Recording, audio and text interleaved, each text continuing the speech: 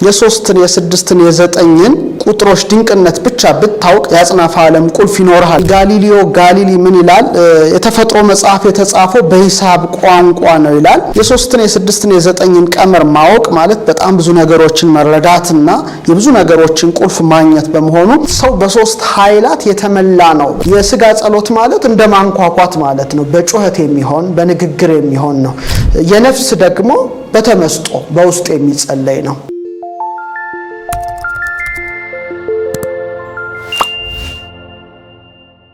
በዛሬው መርሃ ግብራችን ላይ ስለ 3 እና ስለ 6 በተወሰነ መልኩ ነግራችኋለሁ። በጣም ጥሩ ቆይታ እንደሚኖረን ሙሉ እምነት አለኝ። በተለይ ከ1856 እስከ 1943 የነበረው በጣም ብዙ ምርምሮችን የሰራው ኒኮላ ቴስላ የተባለው ተመራማሪ ሳይንቲስት ምን ይላል? የ3ን የ6ን የ9ን ቁጥሮች ድንቅነት ብቻ ብታውቅ ያጽናፈ ዓለም ቁልፍ ይኖርሃል በሚል ንግግሩ ይታወቃል። 3 6 9 በቁጥር ዓለም ውስጥ እንዴት አድርገው እንደሚዘዋወሩ አቅማራትን እንዴት አድርገው እንደሚመሩ ሰፋ አድርጌ ለማቅረብ እሞክራለሁ። በተለይ ጋሊሊዮ ጋሊሊ ምን ይላል? የተፈጥሮ መጽሐፍ የተጻፈው በሂሳብ ቋንቋ ነው ይላል።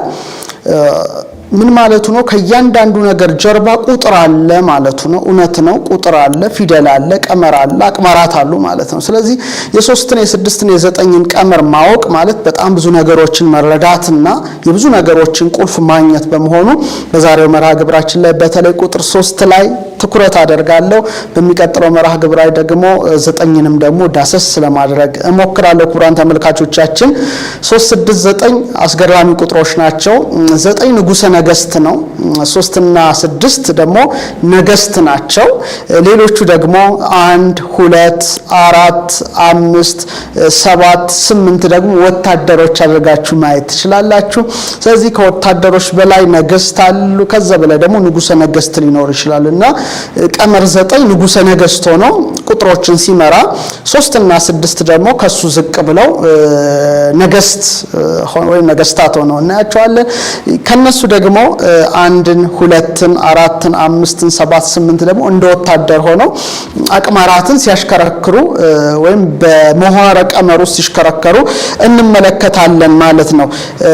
9 ቁጥር 3 እና 6ን ሲቆጣጠር 3 እና 6 ደግሞ ሌሎችን ቁጥሮች ይቆጣጠራሉ ማለት ነውና ልክ እንደ መሰላል ወደ ላይ መውጣት ይቻላል፣ ወደ ታች መውረድ ይቻላል። ስለዚህ 9 3 እና 6ን ሲቆጣጠር 3 እና 6 ደግሞ የተለያዩ ቁጥሮችን በመቆጣጠር ነገስትነታቸውን ያረጋግጣሉ ማለት ነው።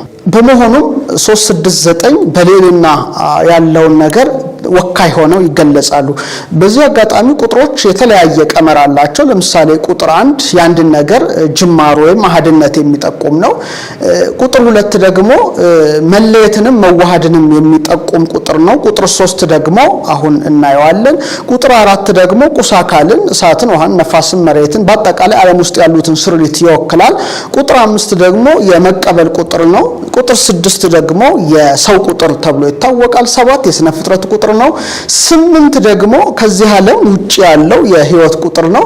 9 ደግሞ የጥበብ ቁጥር ነው። ስለዚህ 3 6 9 ላይ ትኩረታችን አድርገን ዛሬ በስፋት እናያለን ማለት ነው። እንደሚታወቀው ከአንድ ጀምረን ሁሉንም ቁጥሮች በእጥፍ ብንቀምራቸው 3 6 9 ከዚህ ሲስተም ይወጡ ናቸው። ለዚህ ነው ነገስት የተባሉት። ከቁጥር ዓለም ውስጥ ከሲስተም ውስጥ ወጥተዋል ማለት ነው። ለምሳሌ አንድ ንጥፍ ብታደርጉት 1 ሲደመር 1 1 ነው። 2 ንጥፍ ስታደርጉት 2 ሲደመር 2 2 ነው። 2 2 ነው። 4ም 4 ነው። 4 ሲደመር 4 8 ይሰጣል። 8 ሲደመር 8 16 ይሰጣል። 16ን ወደ አንድ አሃዝ ብንለውጠው 1 ሲደመር 6 7 ነው። 16 ሲደመር 16 32 ነው። 3 ሲደመር 2 አሁንም 5 ነው። 32 ሲደመር 32 64 ነው። 6 ሲደመር 4 10 ነው። 10ን ወደ አንድ ዲጂት ወይም አሃዝ ብንለውጠው 1 ሲደመር 0 መልሶ 1 ይሰጠናል። 64 ሲደመር 64 128 ነው። እንደሚታወቀው 128ን ወደ አንድ አሃዝ ብትለውጡት 1 2 8 11 ነው። 1 ሲደመር 1 2 ነው።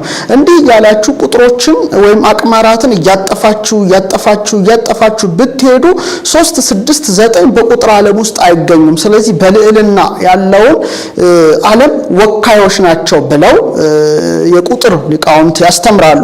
እንደገና ቀመርን በመክፈል ወይም በመሰንጠቅ ደረጃ ብንመረምረው 369 ከቁጥር ሲስተም ውስጥ የወጡ ናቸው። ለምሳሌ አንድን ለሁለት ብንሰነጥቀው 0.5 ነው። 0.5ን እስቲ እንደ አንድ አሃዝ አድርገን ከፖይንት በኋላ ያለውንም አንድ አድርገን ብንደምር 0 ሲደመር 5 5 ነው።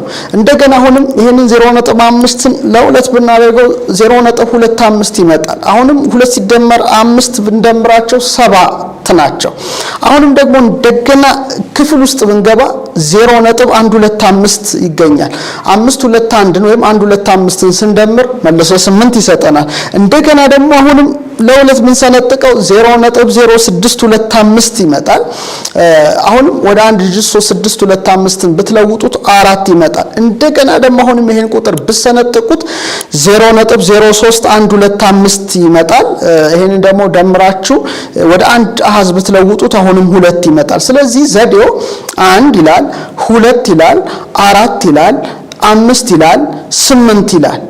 7ን ጨምሮ 8 ይላል እንጂ 3ን አይጠቅስም፣ 6ን አይጠቅስም፣ 9ን አይጠቅስም። ወይም 3 አይመጣም፣ 6 አይመጣም፣ 9 አይመጣም። ስለዚህ ክቡራን ተመልካቾቻችን 3 6 9 ከአቅማር ወይም ከቁጥሮች ዓለም ወጥተው በነገስትነታቸው አቅማራትን ወይም ቁጥሮችን ሲመሩ እናያለን ማለት ነው። በመሆኑም ክቡራን ተመልካቾቻችን ይሄ እዚህ ደረጃ ድረስ ካየን አሁን ስለ 3 በተወሰነ መልኩ በዛሬው መርሃ ግብራችን እናያለን። እንደሚታወቀው በ3 የተሸረበ ገመድ ፈጥኖ አይቆረጥም ነውና ጠንካራ ቁጥር ተብለው ከሚጠሩት ቁጥሮች መካከል ወይም ፍጹም ተብለው ከሚጠሩት ቁጥሮች መካከል 3 በመጀመሪያ ደረጃ ላይ ይገኛል። 7 ፍጹም ቁጥር ነው፣ 10 ፍጹም ቁጥር ነው፣ 12 ፍጹም ቁጥር ነው። ይሄ በቁጥር ሊቃውንት ዘንድ ያለውን ነው የምነግራችሁ። 3 በጣም ጠንካራ ቁጥር ነው። በዓለም ስጋ፣ በዓለም ነፍስ፣ በዓለም መንፈስ ውስጥ ሁሉ የሚመላለስ ታላቅ ቁጥር ነው። ለምሳሌ ወደ ኢትዮጵያዊኛ ዕውቀት ስንመጣ ለምሳሌ ሰው የሚባለው የአማርኛ ቃል በግዕዝ ሰብ የሚል ፍቺ ያለው ሰው የሚለው በ3 ፊደላት የተዋቀረ እንደሆነ እናውቃለን። ስለዚህ በሶስተኛው ፕላኔት ውስጥ ሊኖር የተፈቀደለት ሰብ ነው ወይም የሰው ልጅ ነው። ሰብ የሚለው ቃልም በ3 ፊደላት የተዋቀረ መሆኑን ልብ ማለት ያስፈልጋል። ምንኖርባትም ምድር ወይም መሬት በመባል ትታወቃለች። ሰው በሚባለው ተፈጥሮ ውስጥ ደግሞ ቀመር 3 ሁልጊዜ ሲሽከረከር እናያለን። ለምሳሌ ሰውን ምን ብለን ልንጠራው እንችላለን? ስጋ ብለን ልንጠራው እንችላለን፣ ነፍስ ብለን ልንጠራው እንችላለን፣ መንፈስ ብለን ልንጠራው እንችላለን። ይሄ በጣም የሚገርም አገላለጽ ነው። ስለዚህ ስጋ፣ ነፍስ፣ መንፈስ በ3 መልኩ የተዋቀረ ነው ማለት ነው።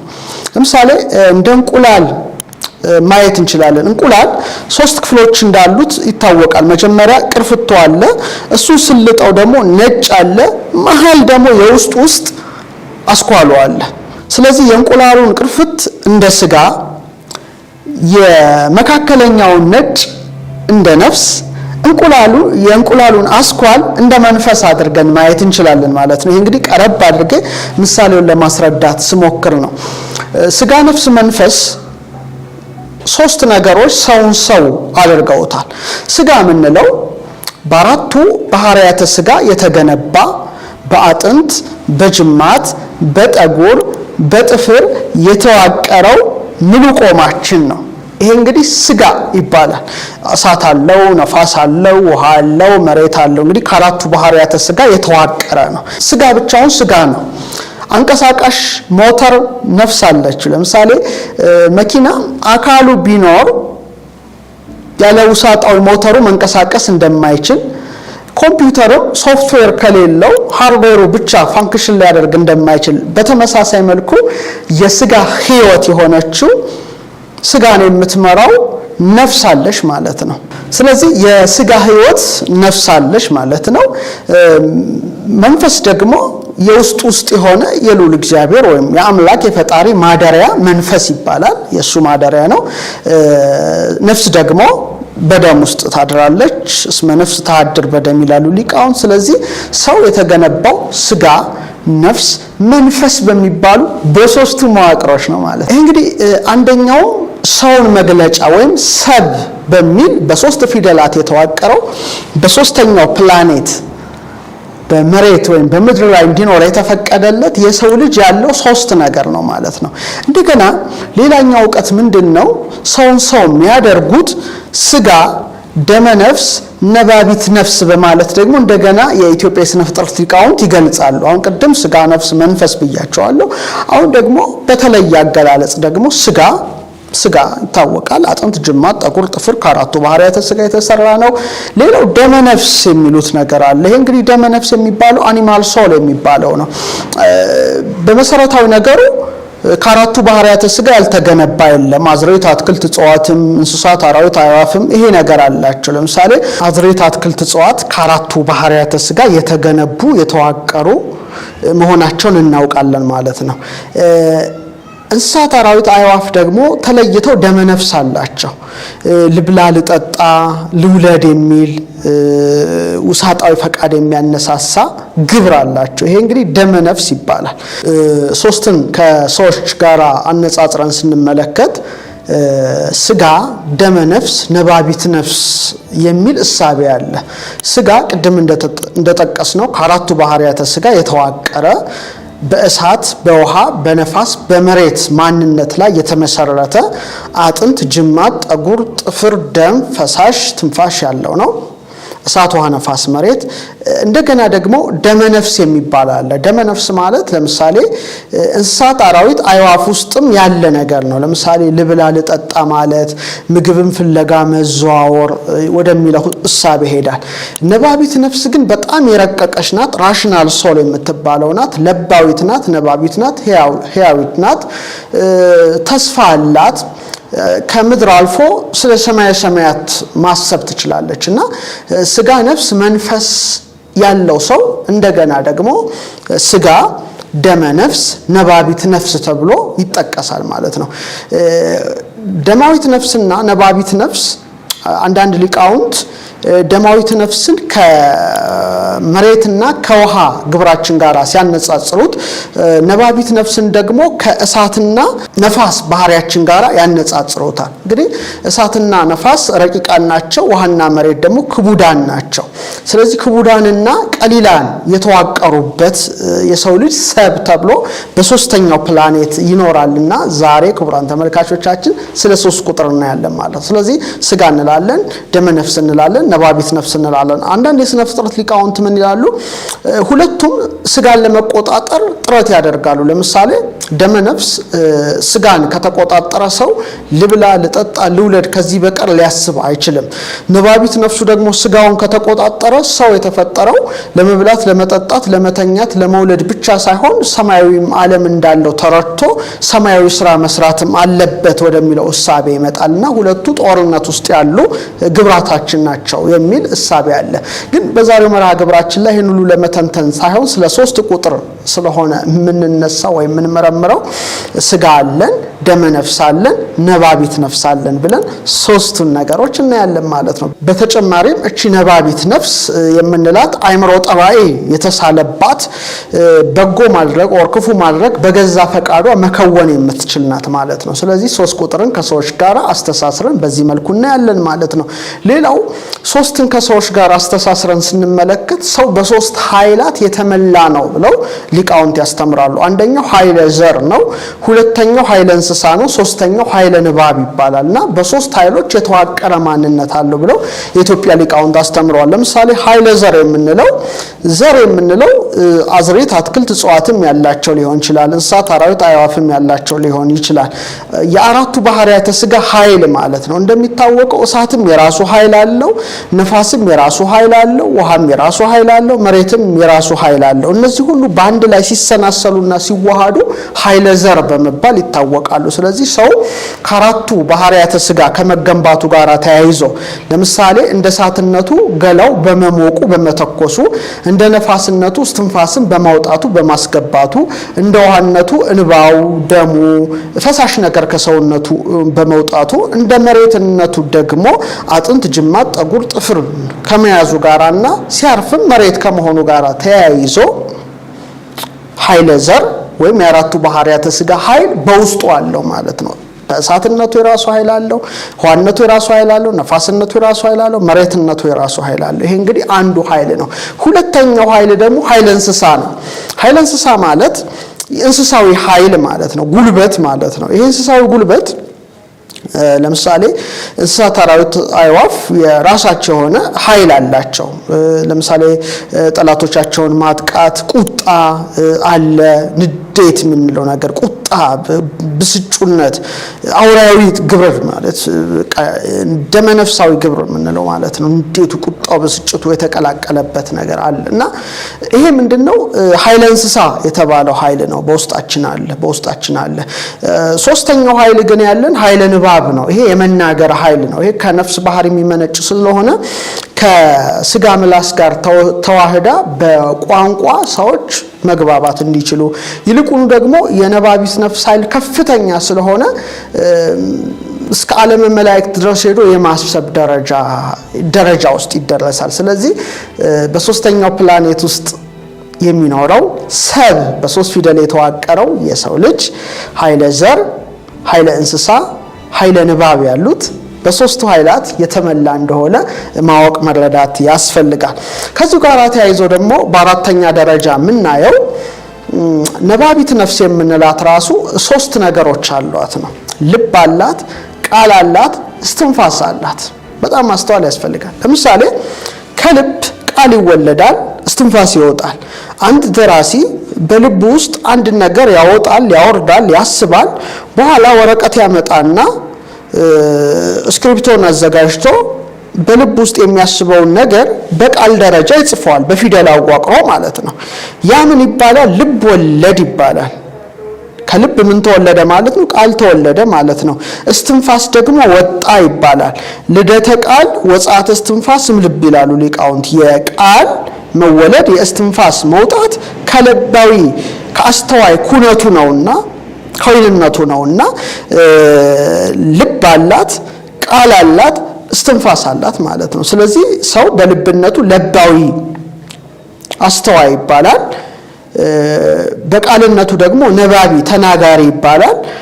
ሕያው በመሆኑ ሕያው ተብሎ ይጠራል ማለት ነው። እንግዲህ ስለዚህ ልብ፣ ቃል፣ እስትንፋስ ያለን በነፍስ ደረጃ አለን ማለት ነው። ስለዚህ ሰው በሶስት መዋቅር ውስጥ እንዴት እንደተሰራ በደንብ አድርገን መረዳት ያስፈልጋል። ስለዚህ ሰው በተሰጠው ነፃ ፈቃድ ሶስት ነገሮችን ያከናውናል። በአምስተኛ ደረጃ የምናየው አንደኛ ሐልዮ ነው፣ ማሰብ ማለት ነው። ሁለተኛ ነቢብ ነው፣ መናገር ነው። ሶስተኛ ገቢር ነው፣ መስራት ነው ማለት ነው። ስለዚህ ሰው የፈለገውን ነገር ጽድቅም ይሁን ኃጢአት በሐልዮ በማሰብ ሊያደርገው ይችላል። በጎ ያስባል፣ ክፉ ማሰብ ይችላል። በተሰጠው ነፃ ፈቃድ መልካም መናገርም ይችላል፣ ክፉ መናገርም ይችላል። በጎ መስራትም ይችላል፣ ክፉ መስራትም ይችላል። ስለሆነም በሐልዮ በማሰብ በነቢብ በመናገር በገቢር በመስራት ክንውኑን የጽድቅም ወር የኃጢአት ስራዎችን ያከናውናል ማለት ነው። ስለዚህ ሶስት በሰው ልጅ መዋቅር ላይ እንዴት እንደተመሰረተ ክቡራን ተመልካቾቻችን ማስተዋል ይገባናል። ስለዚህ በስድስተኛ ደረጃ ማየት የሚገባ በነባቢት ነፍስ የከበረው ወይም ልብ፣ ቃል፣ እስትንፋስ ባላት ነፍስ የከበረው ማሰብ፣ መናገር፣ መስራት የሚችለው ሰው እውቀቱን በሶስት መልኩ ያገኘዋል። አንደኛ በናለው ያገኛል፣ ሁለተኛ በልቡ ያገኛል፣ ሶስተኛው በኩላሊቱ ያገኛል። ሊቃውንት ምን ይላሉ? ኩላሊት ያጤሰውን ልብ ያመላለሰው ናላ የወረሰው ብለው ይህን ነገር ያስቀምጡታል ማለት ነው። ኩላሊት፣ ልብ፣ ናላ የሚሉት የራስ ቅል ሲሆን አንጎል ያለበት አይንት አእምሮ ያለበት ክፍል ነው። ቀኝ አንጎልና ግራ አንጎል ማለት ነው። ይሄ እንግዲህ ትልቁ የማሰቢያ አካል ሲሆን በእሳት ባህሪ የሚመራ ነው ብለው ሊቃውንት ያስቀምጡታል። ከእሳት ብርሃን ይገኛል፣ ከእሳት ሙቀት ይገኛል። በተመሳሳይ መልኩ ከመክብበ ሕዋሳት ከሚባለው በራሳችን ላይ የምን አይነት ዕውቀት አለ? የእሳት ዕውቀት አለ፣ ንዴት አለ፣ ዕውቀትም አለ ማለት ነው። ከዛ ልብ ነው፣ ሁለተኛው አካል ልብ ነው። ልብ ደግሞ ትልቁ የማሰቢያ አካል ነው። እንደ ኢትዮጵያ ሊቃውንት ልብ ያመላለሰው ይባላል። እገሌ ልቡ ደንዳና ነው ይባላል፣ ልቡ መልካም ነው ይባላልና ልብ በብዙ መልኩ ይታያል። በቅርብ ጊዜ የተገኙ ግኝቶች ልብ ራሱን ችሎ እንደ ብሬን ማሰብ የሚችል መወሰን የሚችል እንደሆነ የቅርብ ጥናቶች ያስረዳሉ። ድሮ ግን ብሬን ተብሎ ብቻ ዕውቀት ለናላ ብቻ ነበር የተሰጠው። አሁን ግን ልብንም ይጨምራል ማለት ነው እና በፖይንት 1 ሀርትዝ ደግሞ ልብና ብሬናችን ይገናኛሉ ማለት ነው። ሶስተኛው ህዋስ የምንለው ኩላሊት ነው። ኩላሊት ያጤሰው ሲባል ለመጀመሪያ ለምሳሌ እሳት ከመንቦልቦሉ ከመንደዱ አስቀድሞ ጢስ ይታያል፣ ከዛ ይንቦለቦላል፣ ይንቀለቀላል፣ ይነዳል ማለት ነው። ከዚህ ምክር ይወጣል ማለት ነው። ምክር ይወጣል። የኢንቲዩሽን ዕውቀት ማለት ነው። ፈረንጆች እንደውም ይሄንን ገት ኢንቲዩሽን ይሉታል። ቀድሞ ሚያቅ ቀድሞ ነገሮችን የሚረዳ ትልቁ አካል ኩላሊት ላይ ነውና በኒውሮትራንስሚተር መስተጋብር ከብሬን ጋር ያደርጋል። ስለዚህ በነባቢት ነፍስ የከበረው የሰው ልጅ ኩላሊቱ ያጤሳል፣ ልቡ ነው ያመላልሳል፣ ናላው ይወርሳል ማለት ነው። ስለዚህ ሶስትን ከሰው ልጆች ጋር በዚህ መልኩ አያይዘን ማየት እንችላለን ማለት ነው። ሌላው በሰባተኛ ደረጃ እንግዲህ ሰው ስጋ ነፍስ መንፈስ ያለው ከመሆኑ ጋር ተያይዞ ስጋ ደመ ነፍስ ነባቢት ነፍስ ከመያዙ ጋር ተያይዞ ስጋውን ማንጻት ይችላል፣ ነፍሱን ማንጻት ይችላል፣ ልቡናውን ማንጻት ይችላል ነው ትልቁ ትምህርት። ንጽሐ ስጋ የስጋ ንጽህና፣ ንጽሐ ነፍስ የነፍስ ንጽህና፣ ንጽሐ ልቡና የልቡና ንጽህና። ስለዚህ በዚህ ደረጃዎች ውስጥ ያልፋል ማለት ነው እና በሶስት መልኩ ለምሳሌ ግዙፋኑን ረቂቃኑን ላይኛውን ሰማይ ማየት እንዲችል ስጋው ነፍሱ መንፈሱ ሊነጻ ይችላል ማለት ነው። ስለዚህ ይሄን ነገር በደንብ አድርገን ማወቅ ያስፈልጋል። ጸሎትም ራሱ በአንዳንድ ሊቃውንት በሶስቱ መልኩ ተከፍሏል ማለት ነው። ለምሳሌ ስጋ ጸሎት ምንለው ድካም ያለበት ልፋት ያለበት፣ ለምሳሌ አንድ ሰው በር ማንኳኳት ማለት ነው። እስኪከፈትለት ያንኳኳል፣ መጥሪያ ይጠራል፣ ያንኳኳል እና ውጪ ሆኖ እያለ ነፋስ ይነፍስበታል፣ ውርጩ አለ፣ ፀሐዩ ሊመታው ይችላል። ግን ወደ ውስጥ ከገባ በኋላ በሩ ከተከፈተለት በኋላ ግን ቁጭ ብሎ በቃ ቤቱን እያየ ያደንቃል። ቤተ መንግስት ሊሆን ይችላል፣ ኦር ትልቅ እልፍኝ ሊሆን ይችላል፣ ትልቅ ቤት ሊሆን ይችላል እና ቁጭ ብሎ ያደንቃል። እና የስጋ ጸሎት ማለት እንደ ማንኳኳት ማለት ነው። በጩኸት የሚሆን በንግግር የሚሆን ነው። የነፍስ ደግሞ በተመስጦ በውስጥ የሚጸለይ ነው። ተከፍቷል በሩ ማለት ነው። ተከፍቷል በሩ ማለት ነው። የልቡና ግን የደረሰበት ያውቀዋል ነው። ስለዚህ በነባቢት ነፍስ የከበረው የሰው ልጅ በሶስት መልኩ ህይወቱን ይመራል ማለት ነው። ሌላው ሶስት ዓለሞችን ያያል የሰው ልጅ የሚል ትምህርት አለ። አንደኛው ምቹ የምንኖርባት ዓለም ናት። በዚህ ዓለም ይኖራል ስጋውና ነፍሱ ተዋህዶ ማለት ነው። ሁለተኛ የሚኖርበት እንደ ቤተ እምነቱ ሊለያይ ቢችልም ገነት ኦር ሲኦል ሊኖር ይችላል እንደ ስራው ማለት ነው።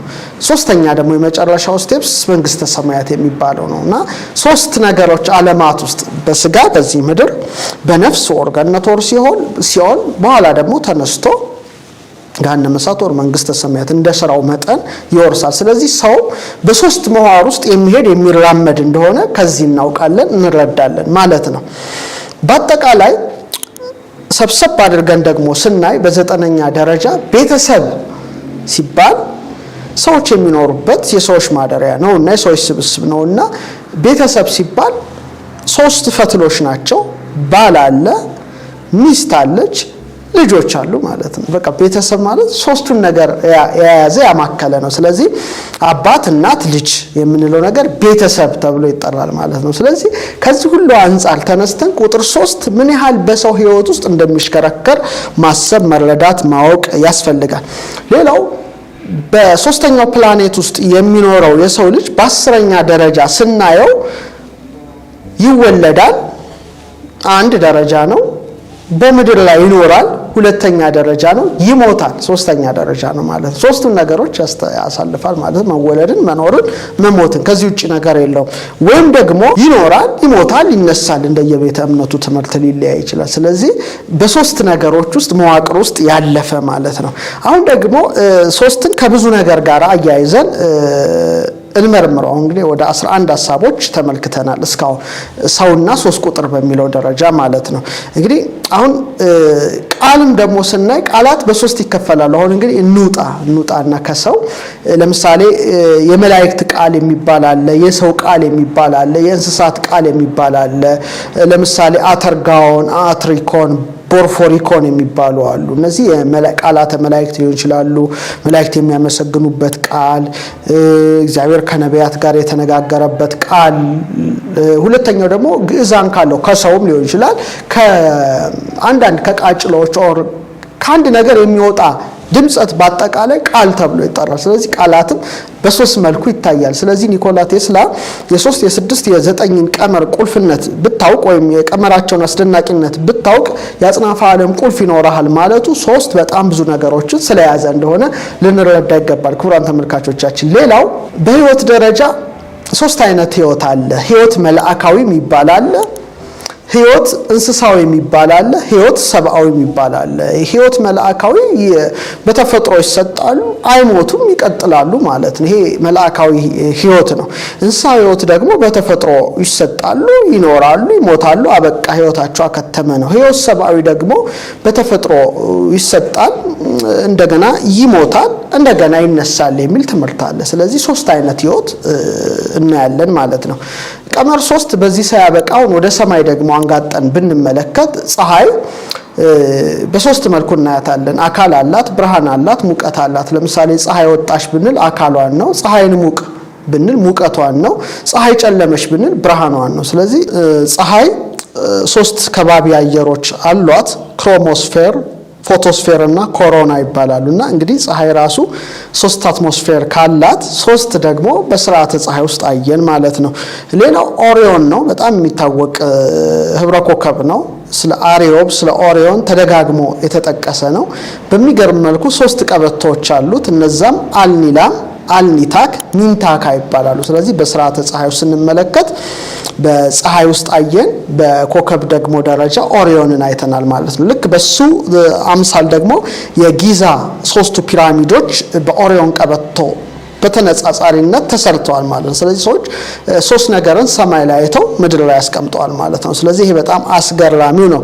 በጋላክሲ ደረጃ ካየነው 4 አይነት የጋላክሲ አይነቶች ሲኖሩ 3ቱ ግን በዋናነት ይጠቀሳሉ። እነዚህም ጥምዝ ጋላክሲዎች አሉ፣ ቅርጽ አልባ ጋላክሲዎች አሉና ሞላላ ጋላክሲዎች አሉ ማለት ነው። ስለዚህ በጋላክሲ ደረጃ 3 ቁጥርን ማየት የተለመደ ነው። ወደ ኢትዮጵያ ደግሞ ስንመጣ በኮንስቴሌሽንስ ወይም በህብራተ ከዋክብት ደረጃ ኢትዮጵያ በ3ቱ ንጉሳውያን ቤተሰቦች ተወክላለች። ካሲዮፒያ፣ ሴፊዮስ እና አንድሮሜዳ ማለት ነው። ስለዚህ ደጋግመን አንድሮሜዳ መጽሐፍ ላይ ስለጻፍን እዚህ ላይ ማንሳት ባልፈልግም ከአክናውስ ሳባና ከነክቲ ካልንሶ በመቀጠል ኢትዮጵያ ለ19 ዓመት የመራችው የዛሬ 4000 ዘመን የነበረችው ንግስት ካሲዮፒያ ልጇ አንድሮሜዳ እና ባሏ ሴፊዮስ በመሆን 3 ህብራተ ከዋክብትን አይተው በስማቸው ስላስጠሩ ሉሲያን ምን ይላል? the Ethiopians were the first to invent the science of stars and gave name to the planets በማለት ለከዋክብት ስያሜን በመስጠት ኢትዮጵያውያን ቀዳሚዎች መሆናቸውን ይጠቅሳል። ስለዚህ 3 ነገርን ከከዋክብት አንፃር ከፀሐይ አንፃር እያየን መተናል ማለት ነው።